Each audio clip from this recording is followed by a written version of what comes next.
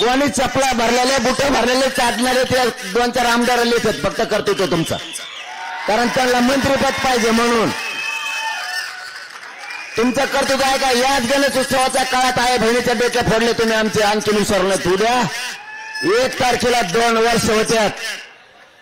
तुम्ही आम्हाला देवाच्या आडुंगी येऊन आम्हाला मुंबईत परवानगी नाकारता. हे तुमचं कर्तृत्व आहे. याच गणेश बाप्पाच्या काळात तुम्ही अंतरवलीत आमच्या आई बहिणीला गोळ्या घातल्या. हे तुमचं कर्तृत्व आहे. तुमचं कर्तृत्व फडणवीस साहेब, शेतकऱ्याला कर्जमाफी करून म्हणणारा माणूस, मतदान घेतलं आणि माफ नाही केलं, हे कर्तृत्व आहे तुमचं.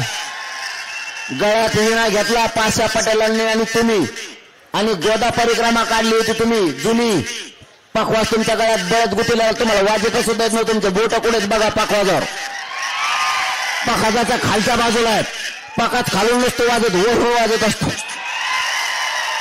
त्यावेळेस तुम्ही यात्रा काढली होती शेतकऱ्याला मालाला भाव देऊ, हे तुमचं कर्तृत्व.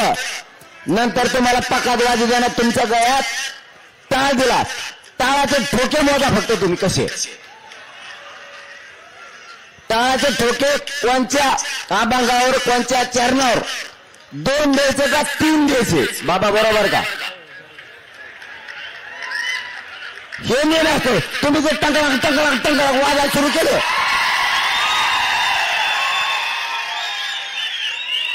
हे कर्तृत्व नाही, हे कर्तृत्व तुमचे.